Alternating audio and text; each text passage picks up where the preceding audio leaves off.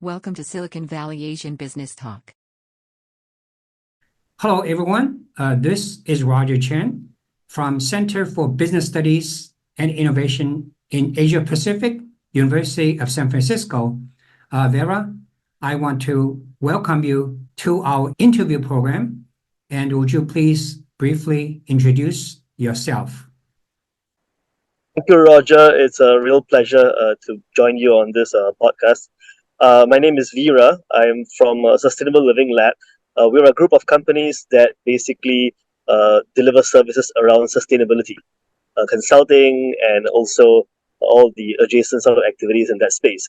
We've been around as a business for 14 years. We started out headquartered in Singapore. Today, we have offices in Indonesia, India, and the US, and we operate in about 30 countries. We have a staff strength of about 80 people delivering services in this space. Building business based on sustainability missions. When you established yourself, maybe you can share with us your early process, early journey of finding or searching for your first kind of a initial product or services, even though it is in the sustainability field, and it would typically call it a product market fit type of a service. Would you please kind of elaborate your journey of searching for your first service? Yeah, sure. So certainly, I mean, one thing we were quite clear. So I was a group of three co-founders, and something that me and my co-founders were quite clear is that we wanted to work on a problem that was enduring, right? And sustainability at a point in time, and what we studied about it indicated there was an enduring problem that will continue to grow. The second thing was we wanted it to make sure it aligned or intersected with our studies in engineering, right? So we wanted to be basically doing something that combined sustainability and engineering together. Now, as you know, 14 years ago, sustainability is a very ill-defined industry. In many ways, it still is, right? But it was very ill-defined then. And so we sort of started with the basis of let's develop some kinds of products, right? And so that led us into the development of humanitarian engineering products. So products that are used in a humanitarian aid sort of setting or situation. Then we looked into basically upcycling of waste materials into products such as sound amplifiers and corporate gifts and so on. And in the process of doing that, we actually ended up setting up a makerspace to facilitate our innovation and prototyping and development work. Now, to our great irony, our clients weren't very much interested in the humanitarian engineering products, nor were they interested in the upcycle stuff.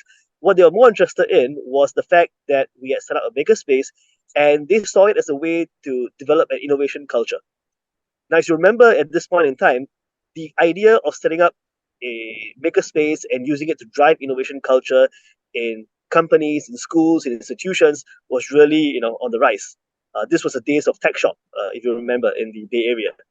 So we were also caught up in a wave, and we sort of pivoted. But instead of the direction that the makerspaces took in the US, which is to focus on personal creative projects, we basically decided to take the idea of having makerspaces to develop projects for sustainable innovation. Mm. That was the direction that we took because that helped us both tap on what was a growing demand and also aligned it with our own interest. And of course, over time, that too evolved. We went into developing sustainable innovation programs, and from programs, eventually, we led us into consulting, right? And that's kind of where we operate today. That is very interesting. So that's very interesting kind of a pivot, starting from certain service or products, then you find that the clients are interested in the byproduct or are you saying the make space, right? Like people can just experiment some ideas, prototypes, then you start from that discovery and to offer and kind of realign to your original vision, right? Exactly. I mean, the whole idea is that the beauty, I would say, of starting your own business ultimately is that you want to do something that you love and enjoy, right? I mean, you got to be working on something that you love and enjoy. At the same time, you got to make sure that the market is also able to accept and value it effectively, right? So that you can also get remunerated. So the ability to combine what you love with what the world needs, I think that's where the magic happens.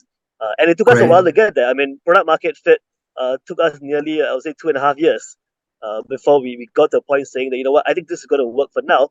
But even then, it wasn't over, right? I mean, the market moves, the market shifts, and then you have to shift along with it. I mean, we have seen at least three pivots in our Hmm. 14-year history, right? So I think you always got to keep an eye out.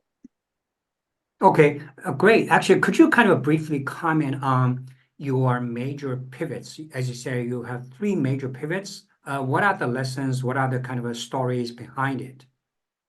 So the first major pivot was basically the makerspace stuff, which I explained about. The second pivot was basically going into programs, right? So we got to a point where we had developed the first makerspace in Singapore, the first makerspace in Indonesia, the first one in Cambodia and Philippines, and at our peak, we were running 28 makerspaces in the Southeast Asian region, right? What happened is that we inadvertently ended up saturating the market. So, Hmm. and we found that new clients had so many examples of makerspaces to study and learn from, they did not need our consulting services anymore, right? Hmm. They could simply poach talent from existing makerspaces and set up new ones, right? So we found that we became so successful, we eroded our own competitive advantage in this space. And so we had to pivot, right? So we pivoted, we said, look, now there's about over 150 makerspaces in Southeast Asia, all right? What are they missing? What are they lacking? They're lacking the programs layer that sits on top of the makerspace because they have a Hmm. beautiful, spanking, expensive, millions of dollars space and it's empty. It's not being utilized. You're having white elephant equipment over there, right? So what kind of programs to activate the space? Right? So we looked into that, and so we shifted from maker spaces into maker programs, programs that spur innovation, but do it through a hardware prototyping innovation sort of model. Again, centered on sustainable development goals and sustainability targets. Um, that was our second major pivot. The third major pivot, I would say, is actually a combination of something that we missed out on and also a development that happened, which is COVID, right?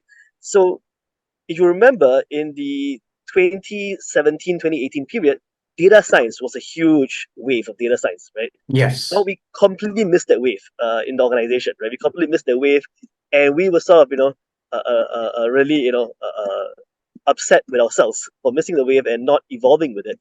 And Hmm. so we decided to get involved into what we felt was the next evolution of data science, which was AI in 2018. Just Oh. before AI was a major sort of area of interest, right? Um, and then, of course, we did a couple of projects, and then COVID happened, right? And so when Hmm. COVID happened, all the physical makerspaces and the physical makerspace oriented programs, prototyping, and stuff shut down completely, right? All over the Hmm. world, all over the world shut down, right? Yeah. But what really picked up in its place was AI. Right? AI really picked up, and because we managed to plant ourselves in that space, we ended up working with our clients to develop and scale up massively, right? Our AI programs, and in fact, that was a time where we actually saw international expansion in a big way because while we were started off in Singapore and we had done some work in the region, our clients were international MNCs, right? And we had to be wherever they were. So if they were in Costa Rica, we had to be there. If they were in France, we had to be there, right? And that major pivot was how do we reorganize the company in order to grow with the customer, right? Hmm. And not just think small, right, as a Yeah. small company, but rather grow with the customer and sort of leverage their connections and expertise and learnings and sort of, grow alongside them and also grow adjacent to them. I think this was Hmm. another major sort of, I wouldn't call it a pivot so much as it was a restructure of the way the organization worked in itself and the kind of people that we had. And why it was such a major restructure was that it was so radical that we lost half our team, Oh. right? Because remember, this was the COVID period. There's also the Great Resignation happening as well. And then we had this major pivot, and people were like, look, stuff is already so crazy out there. And now you're changing all these things. I'm not sure I want to be in the team. Right? And so, Hmm. so we lost half our team. And we basically had to kind of build it up again from scratch. So we were a 30-person team or so at a time, right? And we built it up, and today now we're an 80 plus person team. But that was a lot of restructuring and learning, and really reviewing every single action that we had taken to that point. Fascinating. A quick question, follow-up question. Why you decide, you said you missed the data analytics wave. Why you decide to bet on the AI, which, during 2018 was still very early? What's the reason behind that bet? Yeah. So basically, the way I look at bets is that, so I'm a firm believer in strategic foresight or futures thinking. It was a area or field of study that was introduced to very early on, and I think you sound like you're familiar with it as well. But it involves the study of driving forces and signals, and figuring out what are the possible pathways the future can take, and aligning yourself that regardless of whichever future comes to fruition, you are still in an advantageous position, right? So what we definitely saw is that all the signals that we see now, right? Singapore had an explosion in data centers. So Singapore is a big hub for data centers, and there was an explosion, absolute explosion of it. And it got us to ask why, right? Why is Amazon, Facebook, Meta, all these guys setting up data centers in Singapore? Do they really expect the data, availability to increase by so much? And what does that actually mean in the context of computing and so on, right? Then on the other hand, you saw there was a big wave around machine learning, right? So before ChatGPT and so on, machine learning was a big breakthrough, right? Yeah, The idea that you could, on large amounts of data, train the models, right? And so you didn't have to do a rule-based system. You could do a machine learning model instead, right? But for that, you need to crunch a lot of data, and so you need huge data centers. So we saw the fact that bigger companies than ours have made multi-billion-dollar bets on this. We kind of felt that they couldn't be too wrong, right? They've already put billions of dollars on line for this, right? And said, it is not as risky for us to make similar bets because so many others have made much bigger bets than us on this, right? So I think from a risk standpoint, we sort of saw other people moving in the direction, much bigger players, and we said, look, okay, this is a huge area. What is a niche we can find in the AI space, right? And let's tackle that niche. So the niche that we selected, of course, was basically the trading space, right? The trading of AI talent, because everyone was interested in building the AI products, at least the big companies were, but no one was talking about where would the talents come from, right? Who is going to supply the labor and knowledge, right? I mean, to actually make use of these products and services and solutions. So that's the niche we decided to focus on.